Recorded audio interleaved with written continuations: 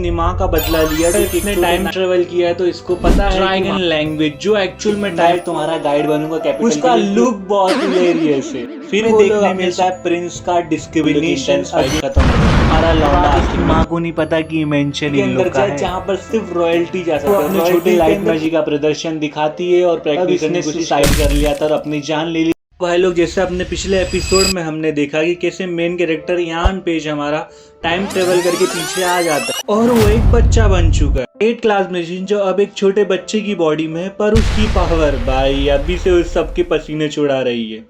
और हमने last time पे जैसे देखा था कि यान ने अपनी माँ का बदला लिया जो कि एक छोटे नाइट से हुआ था। फिर वो लॉर्ड मोंगलियन को गॉब्लिन से बचाता है, एक टाउन को जलने से और एक बाप के बेटे को मरने से, और अपना रिवॉर्ड वगैरह सब लेके वो चलने लगता है कैपिटल की तरफ। लेकिन अभी तो बस शुरुआत थी। चैप्टर 11 से लेके 21 के बीच तक बवाल मचने वाला है।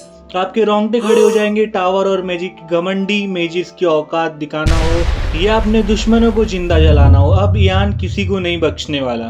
वेलकम बैक ब्यूक के होमीज एंड बीबीएफ के दोस्तों। आज हम करने वाले हैं return of the 8 class magician के चैप्टर 11 से लेके 21 तक का सफर। अगर आप चैनल पर नए हो तो सब्सक्राइब का बटन दबा दो और अपने स्नैक्स ले आओ, क्योंकि आज एपिसोड एकदम ओपी होने वाला है। Let's go. स्टोरी वहीं से शुरू होती है जहां एंड पे खत्म हुई थी कि वो स्पाई पकड़ा गया और उसके पकड़ने के बाद उसको रिवॉर्ड मिलने वाला था। तो क्राउन प्रिंस बुलाते हैं रिवॉर्ड्स के लिए और वहां पर अपने लॉन्डे को दिखाना रहता है कि भाई मैं अभी भी बच्चा हूं। तो वहां वो रिवॉर्ड्स पे मांगता है हिस्टोरिकल साइट्स का टूर। और अगर इसने टाइम ट्रेवल किया है तो इसको पता है कि वहां पर फालतू में तो कहीं जाएगा नहीं है, जहां पर भी जाएगा कुछ ना कुछ हिडन चीजें रहेगी। हाँ, म्यूजियम के अंदर एक बुक है जो उस टाइम पे लास्ट में उसको मिली थी, ड्रैगन लैंग्वेज, जो एक्चुअल में टाइम ट्रेवल के टाइम पे बहुत मदद की थी। बिना उस ड्रैगन लैंग्वेज बुक के टाइम ट्रेवल पॉसिबल ही नहीं था। लेकिन ये बात यान को भी बहुत टाइम बाद पता चलती है और अभी इसको पता है और किसी को नहीं। तो ये इसका फायदा उठाते हुए साइट सीन के बहाने वहां पर जाने की बोलता है। फिर क्राउन प्रिंस बोलता है एक बच्चा है, साइड टूर मांग रहा है, दे देते हैं। और यहीं पर हमें एक क्यूट पैनल सा दिखाया जाता है जहां पर उसकी माँ हर जगह को ऐसे देख रही जैसे कि 2 साल का बच्चा बाहर का सीनियर देख रहा हो। और यहीं पर एक कबाब का हड्डी जो दोगला का बाप है वो बोलता है कि मैं तुम्हारा गाइड बनूंगा कैपिटल के लिए, क्योंकि वहां पर मैं जा चुका हूँ पहले से। और इन दोनों के बीच में एक अलग ही मिठास दिखी जाती है, जहाँ से मेरे को नहीं लगता कि मेन कैरेक्टर देख के ये खुश है, उसका लुक बहुत हिलेरियस है। फिर वो लोग अपने साइड पे पहुंच जाते हैं और हमें देखने मिलता है प्रिंस का discrimination against normal and normal citizen. हाँ, मगर यहाँ पर उल्टा हो रहा है। ये नोबल के साथ में ऐसा रहता है डार्क लुक वगैरह कि अभी इन लोग की जान ले लेगा, और सिटीजन के साथ में ऐसा लगा कि इन लोग के साथ में ही वो पैदा हुआ है। तो कि एक्चुअल में मेरे को बहुत ज़्यादा अच्छा लगा, क्योंकि मेन क्वालिटी एक मैजेस्टी की वही होती है कि वो अपने सिटीजन के साथ में कंट्रोल पाए, और मैजेस्टी का मेन काम ही यही होता है कि वो अपने सिटीजन के ऊपर ध्यान रख पाए, प्रोटेक्ट कर पाए। वो जोड़ी एक दूसरे से बात कर रहे थे, सॉरी जोड़ी नहीं, यान के मम्मी और डोगलास के बाबा बातचीत कर रहे कि यान कुछ जल्दी मैच्योर हो गया। तो यान की अम्मी बोलती कि हाँ, एक्चुअल के अंदर इसके बाप का साया शुरुआत से ही हट गया था, तो इसको अपने पापा की भी कमी पूरी करनी थी, तो शायद इसी वजह से इसके ऊपर इतना हैवी बोझ है। हमें एक साइड स्टोरी दिखाई जाती है जहाँ पर 300 साल पहले एक वॉर हुआ था, जहाँ पर मैजिशियन आइवरी टावर्स के और the so called descendant of the dragonian गोइल और डार्क मैजिशियन ड्रैगोनियन को लेके गए थे एम्पायर को डिस्ट्रॉय करने। उन लोगों के पास इनफ पावर थी कि वो एम्पायर को डिस्ट्रॉय कर सकते, लेकिन अपने पुराने उस टाइम के प्रिंस जो थे उन्होंने हाई रैंकिंग मैजिशियन को लिए साथ में, और वहाँ पर आइवरी टावर की मदद से उनको मार दिए। प्रिंस ने पूरी एक्सिस्टेंस ड्रैगोनियन और गारगोइल की मिटा दी थी और डार्क मैजिक को ऐसे गायब कर दिया था जैसे कि इस दुनिया में एग्जिस्ट ही नहीं करता हो। ये सब करने में सबसे जिसका पे बड़ा हाथ था वो था माइकल प्रिंस ग्रीन रिवर। उन्होंने मना कर दिया एक गद्दी पे बैठने के लिए, और वो एक अलग से टावर बना दिए जहाँ पर वो सारे मैजिशियन एक साथ में इकट्ठा होकर रह सकते, क्योंकि उनके पास सबसे ज्यादा पावर थी और उन लोग को कंट्रोल करना भी थोड़ा हार्ड था। तो उन लोग के अलग से टावर बनाया गया जिसमें से सारे मैजिशियन एक दूसरे पे नजर रख सके और पूरे एम्पायर को भी चला सके। और यहीं पर हमारा प्रोटैगनिस्ट सुबह के टाइम पे साइट सीन करके और रात के अंदर चुपके से जाके वहां पर एक साइट के अंदर केव के अंदर था, वहां चला जाता। तो वहीं पर उसको मिलती है एक डाउन स्टेयर जो नीचे की तरफ जा रही होती है। जाते ही एक ऐसा एक लौता गार्गोइल जो बचा था सामने आ चुका है, जबकि वो सारी प्रजाति इंस्टिंक्ट हो जाना चाहिए। अभी मेन कैरेक्टर हमारा वहां से लड़ रहा होता है और फाइट बहुत इंटेंस होती है, क्योंकि हमारा लौंडा कितना भी ताकतवर हो, वो एक्चुअल में एक मॉन्स्टर से नहीं जी सकता जो अभी मॉन्स्टर खुद बन रहा है। और यहीं से उनकी इंटेंस फाइट शुरू होती है और बहुत टाइम बाद में उन लोग की इंटेंस फाइट खत्म होती है। हमारा लौंडा आखिर में जीत जाता है। फिर वहीं से उसको मिलती है ड्रैगन लैंग्वेज बुक। वो जब पेजेस खोल के देखता है तो उसको दिखता है कि जो मेन टाइम ट्रेवल का पेजेस है वो गायब है। हाँ, अगर वो यूज हो गया पेजेस तो शायद उसको दोबारा यूज नहीं करते, जिससे प्रोटैगनिस्ट को बहुत ज्यादा सदमा लगता है, क्योंकि वो सोच रहा था कि वो वापस से टाइम के पीछे जा सकता है, लेकिन अब वो नहीं जा सकता। फिर कुछ ही देर बाद में सुबह के वक्त में निकल जाती है वो कैपिटल के लिए, और वहां पर उनका स्वागत करने के लिए होता है आइवरी टावर। हाँ, जो वो स्पाई लेके आए थे वो एक मैजिशियन है, तो आइवरी टावर पूरी तरीके से डोमिनेट करता है मैजिशियन के ऊपर, और वो पहले से ही एम्पायर का परमिशन लेके रखा था कि वो सारे के सारे जितने भी मैजिशियन है वो हमारे टावर के अंदर इंटेरोगेट होंगे। यहाँ से नाइट बहुत गुस्सा होता है कि भाई हम लोग ने इसको इतनी मुश्किल से कैप्चर किया, क्राउन प्रिंस के पास में वो पूरे टाइम पे रहा, तो हम लोग का हक होना चाहिए था उसको लेके जाने का, लेकिन इन लोग ने भी कुछ नहीं किया, हमारे लौंडे ने भाई मारा उसको। नाइट बहुत ज्यादा फ्रस्ट्रेटेड थे इस बात से, लेकिन वो लोग जाने देते क्योंकि इसमें इंपेरियल ऑर्डर था, और वहां से वो स्पाई लेके चला जाता है। और यहीं से हमें क्यूट मोमेंट दिखाया जाता है जहां पर पता चलता है कि हाँ, क्राउन प्रिंस और जो मैजेस्टी है वो अपने लौंडे को बहुत ज्यादा ग्रेट फेवर करते, तो उसको हाँ इतना बड़ा मेंशन दे दिए, और वो मेंशन रॉयल्टी का मेंशन है, जो उसके ऊपर रॉयल्टी के अलावा और कोई नहीं आ सकता, और अपने लौंडे को ये मेंशन मिल गया।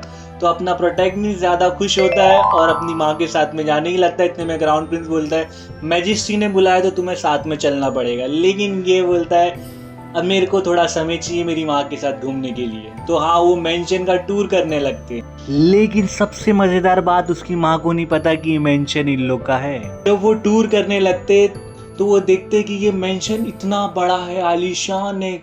उसकी माँ बहुत ज्यादा खुश थी कि अब हम लोग यहाँ पर रहने वाले, लेकिन अगले ही वक्त में अपना प्रोटैगनिस्ट बोलता है कि नहीं, हम लोग यहाँ पर परमानेंट लेने वाले। तो उसकी माँ के देखे ही नहीं आते, वो इतनी खुश हो जाती है। Just look at the reaction of his mother. लेकिन अगले ही सवाल ने उसकी माँ के और क्या नाम है अपने प्रोटैगनिस्ट के छक्के छुड़ा दिए, जब वो बोलती कि हम किस तरीके से इतने बड़े महल को सफाई करेंगे। और जैसे कि हमने शुरुआत में देखा कि एम्पायर के अंदर एम्परर ने उन्हें समन किया है, तो उसे जाना ही पड़ेगा। प्रोटैगनिस्ट तैयार व्यार होके सब होके चला जाता है एम्परर से मिलने, और वहां पर जाने के बाद में जो एक्चुअल में होता है नाइटहुड का रिचुअल वो करने लगता है, और उसके बाद में ग्रीटिंग करता है मैजेस्टी के सामने और वहीं पर खड़ा रहता है। और मैजेस्टी बोलते हैं तुमने क्राउन प्रिंस की जान बचाई, ये एक एम्पायर के कोल्डवुड एम्पायर के क्या नाम है स्पाई ढूंढने में मदद की, तुम्हें रिवॉर्ड्स में क्या चाहिए? तो वो बोलता है मुझे कुछ नहीं चाहिए। तो एम्परर खुद बोलता है कि मुझे पता था तुम यही बोलोगे, इस वजह से उसने सोने का बक्सा दे दिया, कुछ 3-4 मेड भी दी जो इतने बड़े मेंशन के ऊपर उसके घर के ऊपर ध्यान रखने में काम आएंगे। लेकिन एम्परर फिर से एक मौका देता है और बोलता है तुम्हें और क्या चाहिए? तो वो बोलता है मुझे यहाँ वहाँ फिरने का मेरी माँ के साथ में पूरा चाहिए, क्योंकि अगर यहाँ पर अकेले घूमा तो भी मुझे चलेगा, लेकिन अगर मेरे को मम्मी के साथ घूमने मिल रहा है तो बहुत अच्छा होगा, और अकेले है तो मुझे यहाँ पर घूमने के टाइम पे घर जाके मेरे को बताने का है कि मैंने महल में क्या क्या देखा। हाँ, एक बच्चे की तरह बहवाव करने की कोशिश किया, क्योंकि एम्परर को शक हो रहा था कि इसका दिमाग एक्चुअल में बड़ा का है, और एम्परर की सबसे बड़ी खासियत होती है कि वो हर एक चीज के ऊपर सस्पिशियस करता है। एम्परर का मानना है अगर सस्पिशियस ही सब कुछ है, क्योंकि वो फंडामेंटल और फाउंडेशन है एम्पायर को खड़ा करने का। अगर तू सस्पिशियस नहीं कर रहा तो तेरी जान कभी भी ली जा सकती है। वो इसी तौर पे कर रहा है, लेकिन अपना लौंडा थोड़ी ना बच्चा है, वो एक्चुअली बच्चों जैसे सवाल करता है उसका जवाब देता है, जो एम्परर का शक हट जाता है। और वहीं पर क्राउन प्रिंस बोलता है कि एक बच्चे से और क्या उम्मीद की जा सकती है, तो वो उसकी परमिशन दे देते। लेकिन क्या हमारा लौंडा इसमें खुश हो जाएगा? नहीं, वो चाहता है कि वो एक ऐसे यहाँ पर सेंचुरी के अंदर जाए जहाँ पर सिर्फ रॉयल्टी जा सकती है, और रॉयल्टी के अंदर प्रिंस भी नहीं जा सकता, सिर्फ और सिर्फ मैजेस्टी और उसकी वाइफ। और वो अगले ही पल पे वहां पर जाने की नाकाम कोशिश करता है, और एक्चुअल में वो नाकाम मुमकिन बन जाती है। वो वहां अंदर घुस जाता है और वहीं से देखने लगता है वहां पर एक मशरूम है, जो कि एक्चुअल में अगले जो वो केमिकल बनाने वाले अल्केमिस्ट की मदद से वो उसमें बहुत काम आता है। तो वो उठा लेता है, इतने में पीछे से आवाज आती है कोई चल के यहाँ पर आ रहा है। तो अपना प्रोटैगनिस्ट वहीं पर छुप जाता है और देखने लगता है कि कौन आ रहा है, और वहीं पर हमें इंट्रोड्यूस किया जाता है प्रिंस की सगी बहन, ब्लड रिलेटेड बहन, वो जो क्राउन प्रिंस है हेडेन की। Harry green river. हाँ, वो वहाँ पर आई थी अपनी मैजिक की प्रैक्टिस करने के लिए, क्योंकि वो मैजिशियन है और ये बात किसी को नहीं पता। और वो बताना क्यों नहीं चाहती, क्योंकि आइवरी टावर का जो मास्टर है वो फिफ्थ प्रिंस को सपोर्ट करता है और उसी के पास सारे मैजिशियन की लगाम रहती है।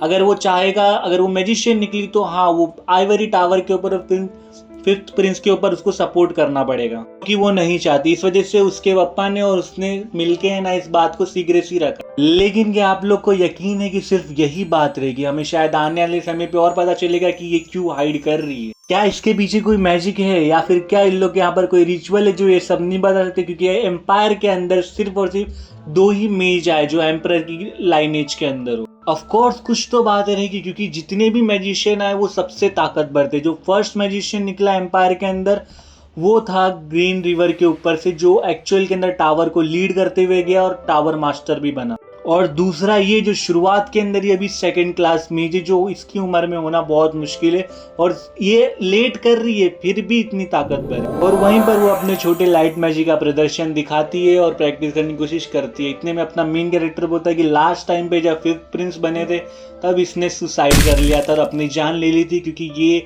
अपने भाई को एग्जीक्यूशन के टाइम पे मरते हुए नहीं देखना चाहती थी। हाँ, लेकिन उसके मरने के बाद में ही इसने अपनी सुसाइड की। और हाँ, एक्चुअल के अंदर अगर मैजिशियन अपनी पावर और अपनी पोटेंशियल अगर मैजिक टावर से छुपाता है तो ये एक्चुअल में एक बहुत बड़ा सीन है। अगर उसे पोटेंशियल मिल जाए या एग्जीक्यूशन कर जाए तो इसके अंदर भी ज्यादा सवाल नहीं उठते ये सब चीजों। इतनी power tower magician master hold करता है एम्पायर में। और अगले ही पैनल में हमें दिखाया जाता है कि दोगला एक्चुअल में दोगलापन दिखा रहा है, मतलब आजू बाजू घूम रहा है बच्चों की तरह। और वहीं पर अगले ही पैनल के अंदर वो सवाल करता है कि मैंने जो लास्ट टाइम पे आपको दिया था वो हो गया, और मैंने अभी एक इंटरोगेशन पोशन बनाया है जो कि एक्चुअल के अंदर अगर इंटरोगेशन कोई कर रहा है तो वो हमारा लाइट डिटेक्ट नहीं कर सकता। मतलब अपनी नसों के अंदर जो खून बढ़ रहा है वो आगे पीछे जल्दी नहीं होएगा। अपने जो दिल की धड़कन है वो एक्चुअल में नॉर्मल सेंटेंस पे ही चलेगी, ना कि ऊपर नीचे कुछ भी नहीं हुई। वो उस टाइम पे जो पूरा है वो कोई भी ऐसे डिटेक्ट नहीं कर पाएगा। अपना नॉर्मल जैसा शुरुआत में चल रहा है वैसे के वैसे ही पूरा इकोसिस्टम चलेगा अपना, जो कि एक्चुअल के अंदर हमारे मेन कैरेक्टर को चाहिए था और जिसके लिए वो दोगला के बाप को एक्चुअल में रिक्वेस्ट भी करता है कि मुझे ये अर्जेंट में चाहिए। पहले तो इतनी जल्दी नहीं चाहिए था, लेकिन आइवरी टावर ने बोला मेरे को 1 हफ्ते के अंदर वहां जाना होगा। अपने प्रोटेक्टिव से कहा तुम्हारे पास सिर्फ 1 हफ्ता है ये पोशन बनाने के लिए। तो बंदे ने पूरी दिन रात लगा के आखिर में पोशन बना लिया और दे दिया। और अभी हमारा प्रोटेक्टिव जा रहा है आइवरी टावर के इंटरोगेशन क्वेश्चन वगैरह के अंदर सवाल जवाब करने। और अगले पैलेट में हमें दिखाया जाता है कि एक्चुअल में टावर बहुत ज़्यादा खूबसूरत है और वहाँ पर जाते ही वो सोचने लगता है कि पोशन मेरे को अभी पीना चाहिए आगे के अंदर, क्योंकि इसका असर सिर्फ 2 घंटे रहने वाला है। टावर के अंदर जाते ही वो रिसेप्शनिस्ट से बोलता है कि मुझे यहाँ पर इंटरोगेशन के लिए बुलाए थे, मेरे को ऊपर जाने का। तो वो बोलते हैं कि हाँ वहाँ पर एलिवेटर है वहाँ पर, और ये एलिवेटर फंक्शन अलग तरीके से करता है। हमारा कैसे इलेक्ट्रिक तौर पे चलता है, यहाँ से ये मैजिक से चलता है। ये आगे किए तो ये जमीन के ऊपर से उठने लगेगा और आसमान की तरफ में ऊपर जितने फ्लोर रहेंगे उधर जाएगा। और वहीं से अपना प्रोटेक्निस्ट वहाँ से पोशन पी लेता है और उन लोग के वहाँ पर जाके बैठने लगता है। और कई सारे बोल रहे कि एक बच्चे को यहाँ पर क्यों बुला के रखे, क्योंकि एक्चुअल में ये सब सवाल जवाब वहाँ पर टॉर्चर रूम में या फिर एक अलग से एक अच्छी मेज को बुला के कर सकते हैं। लेकिन यहाँ पर पूरी कमेटी बैठी हुई कि कैसे एक बच्चे ने 3rd क्लास मैजिशियन को हरा दिया, क्योंकि एक्चुअल में जो टॉप लेवल का मैजिशियन है वो खुद 5 क्लास मैजिशियन है। तो ये एक्चुअल में बहुत बड़ा अचीवमेंट है जो कि अनबिलीवेबल है।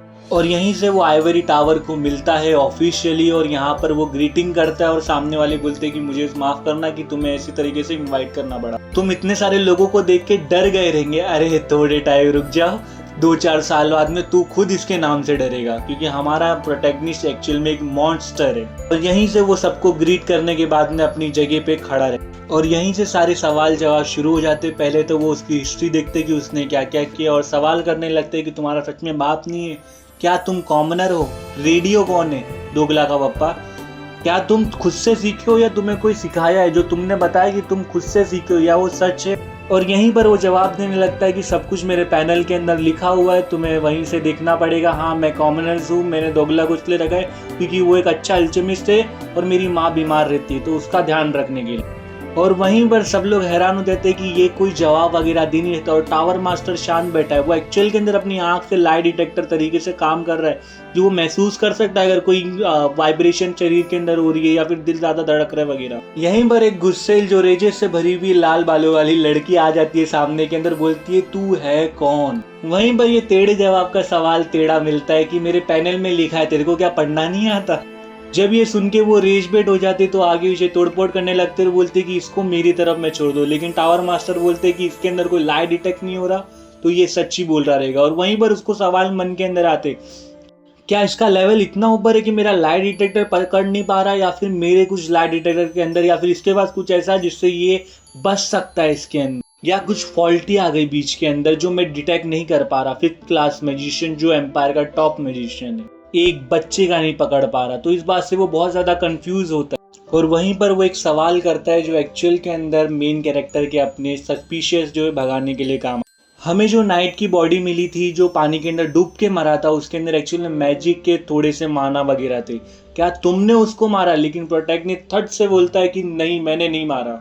और ये बोलने से जस्ट पहले उसने अपना जो पोशन है उसका असर जो है वो न्यूट्रलाइज कर दिया था। तो हाँ, अब वो मैजिशियन जो टॉप टायर, अब इसका लाइट डिटेक्टर एक्चुअल में काम करेगा, पोशन का असर अभी न्यूट्रलाइज हो चुका है। और यहीं पर हमें दिखाया जाता है कि थट से वो मना कर दिया और इतने के अंदर टावर मास्टर ने वो चीज को कैप्चर कर लिया और उसकी नस देख ली और वो एक्चुअल में वाइब्रेट कर रही थी। तो पता चल गया कि हाँ, ये एक्चुअल के अंदर झूठ बोल रहा है।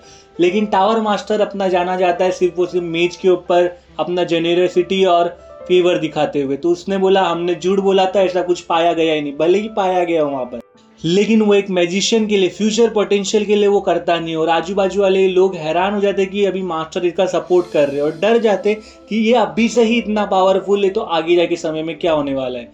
वहीं पर हमें दिखाया जाता है कि ये एक्चुअल में टावर मास्टर एक गोला लेके आए जो एक सर्कल टाइप में, जो माना को डिटेक्ट कर सकता है कि कितना ज्यादा माना उसके अंदर है। और अपना मेन कैरेक्टर वहां पर आके सामने खड़ा होता है और बोलता है कि मेरे को कम से कम दिखाना है जिससे लोगों को कम से कम सस्पिशियस हो और मैं यहाँ से बच जाऊं। लेकिन वो सोचने लगता है क्या ये जरूरी है, क्या मुझे ये छुपाना चाहिए? लास्ट टाइम पे मैंने छुपाया था तो मेरी एक नॉर्मल लाइफ बनी थी जहां पर मैं सब कुछ खो दिया था। आप कुछ नया ट्राई करते हैं। हाँ, उसने अपनी पूरी पोटेंशियल रहती है, वो उस पाना उसके अंदर गोले के अंदर डालना शुरू कर दिया। माना डिटेक्टर 2nd क्लास तक डिटेक्ट कर सकता है, मगर अपने प्रोटैगनिस्ट के बाद में 3rd क्लास जितनी पावर रहती है। और इतनी पावर एक्चुअल के अंदर जो वहां पर बैठे हैं उनके पास में रहती है। और ये जब दिखाते तो सब लोग हैरान हो जाते और सोचने लगते क्या इसे जिंदा छोड़ना जरूरी है, क्योंकि आगे जाके इसके पोटेंशियल और बढ़ सकता है और ये इन लोग पे ही हावी हो सकता है। लेकिन टावर मास्टर बोलता है चलो ठीक है, अभी इंटरोगेशन हो गया। और वो लाल बत्ती वाली जो है वो आती है और बोलती है आज से मेरे कब्जे के अंदर है। और ये बोल के वहां से वो चली जाती है और कोई इसके ऊपर सवाल उठा नहीं सकता क्योंकि वो एक्चुअल के अंदर एक कमेटी की काउंसिल मेंबर है। उसके पास भी बहुत ज़्यादा अथॉरिटी होती है। और यहीं पर हमें दिखाया जाता है कि ये टूर कर रहा रहता है एकेडमी के ऊपर और सोचा रहता है कि ये सारे लोग जो मेरे सामने भी दिख रहे हैं वो सब मेरे दोस्त थे जो अपनी लॉयल्टी साबित करने के लिए, अपने को खाली दिखाने की लॉयल है, वो अपनी जान दे दिए। हजारों को बचाने के लिए, रैग्नार को ऊपर लेके जाने के लिए उन लोग ने एक पल नहीं सोचा और अपनी जान गंवा दी। और ये अभी इन लोगों के साथ में दोस्ती भी नहीं कर सकता क्योंकि अब ये जाएगा डायरेक्ट सीनियरिटी के अंदर। हाँ, उसको एक रूम प्रोवाइड कर देता है जिसको सिर्फ और सिर्फ ये टावर के मेजेस के जो मास्टर्स वगैरह होते हैं या टीचर्स होते हैं उनको मिलता है, उनका पर्सनल रूम। और यहीं से लाल बत्ती वाली दोबारा आती है और उसका मेन गोल ही यही था कि वो एक्चुअल में इसको कंट्रोल कर पाए। टावर मास्टर और सारे लोग चाहते कि ये अपने प्रोटैगनिस्ट को लॉयल डॉग बना के रख सके, जिस वजह से बाद में इसको कंट्रोल करना ईजी हो। मगर क्या अपना प्रोटैगनिस्ट इतना बेवकूफ़ है कि ये बात समझ नहीं सकता। हाँ, अब उसके आगे का सीन दिखाया जाता है कि ये औरत जो है लाल बत्ती, वो हमारे प्रोटैगनिस्ट को काबू करने के लिए उसको चैलेंज देती है और वो एक्चुअल में चैलेंज मंजूर नहीं करता, शुरुआत में मना करता है। लेकिन यहाँ जो अभी एक टेक्निकली एक बच्चा है, उसकी औकात और उसकी पावर अभी तक पूरी दुनिया को प्रॉपरली रिकॉग्नाइज नहीं हुआ है। टावर मैजिक जो कुछ है सीनियर, वो लगता है ये बच्चा हमें क्या ही सिखाएगा। उनको क्या पता कि ये मॉन्स्टर के आगे एटीट्यूड दिखा रहे हैं जिसने पिछली जिंदगी में पूरी दुनिया को अकेले ही रूल किया है। वहीं पर अगर उसको डोमिनेंस करने का है तो जैसे शुरुआत के टाइम पे उसने अपना माना पूरा दिखाया था सर्कल के सामने, माना डिटेक्शन के सामने, उसको अभी भी यहाँ पर उसका चैलेंज एक्सेप्ट करना पड़ेगा और यहाँ पर वो एक्सेप्ट कर लेता है। यहाँ पर अगले ही पैनल के अंदर वो जाते हैं मैदान के ऊपर फाइट करने के लिए, और यहाँ पर बहुत ज्यादा इंटेंस फाइट होने वाली थी और यहाँ पर ये लोग रुके हुए और ऑडियंस भी वहां पर जमा होने लग गई। वहीं पर अपनी लाल बत्ती बोल रही कि हाँ अब इसको मैं मजा चखाऊंगी, इसको पता चलेगा कि कैसे टावर एक बंदे पे डोमिनेंस जमा करता है, तुझे मैं अपना एक लॉयल कुत्ता बना के रखूंगी पूरे टाइम पे। और यहीं पर अपना प्रोटैगनिस्ट बोलता है मैं सब जानता हूँ। और यहीं पर अपनी लाल बत्ती दोबारा सोच रही होती है कि अगर ये डिफेंस पे गया तो भी मेरे से मार खाएगा, और ऑफेंस पे गया तो भी मेरे से मार खाएगा, मेरे पास ज़्यादा माना, एक्सपीरियंस और मेरे पास ज़्यादा पावर है। तो यहीं पर हमारा प्रोटैगनिस्ट क्या करता है, अपने आप को एक्चुअल में स्टार्ट होने से पहले ही, मैच स्टार्ट होते ही तुरंत मैच बर्फ़ में कन्वर्ट कर देता है। उसके अंदर सब लोग सोचते कि अब तो ये बच ही नहीं सकता, क्योंकि अगर वो बर्फ़ के अंदर आ गया तो वो हिल नहीं सकता। यहाँ पर होने के बाद में वो एक स्लम्बर में चले जाते जहाँ पर ना उसको आवाज़ आएगी ना कुछ होएगा। वहाँ पर वो सोने के बाद में वहाँ पर उठ ही नहीं सकते, ना आँख खोल सकते, ना हिल सकते, ना सुन सकते, जब तक कोई बाहर से उन लोग को आज़ाद नहीं कर सकता। और यहीं अपना प्रोटैगनिस्ट जो है वो उस स्लम्बर के अंदर अपनी आंखें खोल लेता है। सबकी आंखें चौंधिया गई, फटके रह गई, और वहां से वो आंख खोलते ही डायरेक्ट अटैक करना चालू कर देता है अपनी लाल बत्ती के ऊपर। ये अटैक होता है वाइन अटैक, जो एक्चुअल के अंदर जो पेड़ों की जड़ें होती है वैसी होती है, और इन लोग पे मारने लगता है। और वो स्लम्बर के ऊपर जो आइस के ऊपर वो ढका हुआ था पूरी तरीके से, वो एक्चुअल में सबसे बेस्ट डिफेंस था, क्योंकि उसको तोड़ना बहुत मुश्किल है। और यही बात वो भी जानती, तो वो डॉज करने लगती है और वो कोई तरीका ढूंढने लगती है कि इसको किसी तरीके से मार सके। लेकिन वो करने से पहले ही अपना यहाँ पे एक्चुअली एक मॉन्स्टर है, तो वहाँ वो मॉन्स्टर गिरी तो दिखाएगा। उसने उसके सोच खत्म होने से पहले उसको बाइंड कर दिया। बाइंड करने के तुरंत बाद उसको पता है कि भाई अभी डोमिनेंस मेरे को दिखाना रहेगा। तो हाँ, ये एक्चुअल में एक एपिक सीन है जहाँ पर वो ऊपर से लाइटनिंग अपना हाथ खड़ा करता है और नीचे करता है, और एक्चुअल में पूरी जगह लाइटनिंग होने लगती है, और जस्ट उसके पैरों के बीच के अंदर लाइटनिंग दिखता है। उसकी उस लाल बत्ती की इतनी गंदी बत्ती कि वो भीख मांगने लगती है कि भाई मेरे को छोड़ दो, मैं एक्चुअल में मास्टर हूँ, मैं ये कर सकती हूँ, अरे तुम्हारा डोमिनेंस इतना रहेगा, मैं तुम्हारी वो मदद करती हूँ, ये सब करने। मगर यान फेज एक्चुअल के अंदर कुछ नहीं करता, वो उसके सिर्फ पैरों के पीछे मार के उसको छोड़ देता है, उसकी भीख मंगवाने पे उसको मजबूर कर देता है। और यहीं पर हमारे ये पैनल खत्म हो जाता है। और हमने जैसे कि अभी 11 से लेके 22 तक के आते हुए सारे चैप्टर्स को हमने कंप्लीट कर दिया, और यहीं पर उसने अपनी एक स्ट्रॉन्ग विल दिखा दी है और ये बताता है कि टावर्स में एक्चुअल में बॉस कौन है। और क्राउन प्रिंस को अपना एलाय, मतलब या तो कहूँ तो पपेट बना लिया। लेकिन यान को भी अभी संभल के रहना पड़ेगा, क्योंकि एक्चुअल में जो रैग्नार है वो अभी नोटिस करने लगा है यान की प्रेजेंस को। क्या यान अपना बदला ले पाएगा उसकी प्रेजेंस के अंदर? क्या ये टावर डिस्ट्रक्शन के जो ड्रैगोनियन है उससे लड़ना पड़ेगा, या गार्गोइल है उससे लड़ना पड़ेगा, टावर मास्टर से लड़ना पड़ेगा, या तो अभी से ही उसकी स्ट्रगल चालू हो जाएगी रैग्नार के साथ में जो एक्चुअल में पावर होल्ड करता है। यान जिस स्पीड से ओवर पावर हो रहा है, आगे चैप्टर में जो मास डिस्ट्रक्शन आने वाला है वो नेक्स्ट लेवल होगा।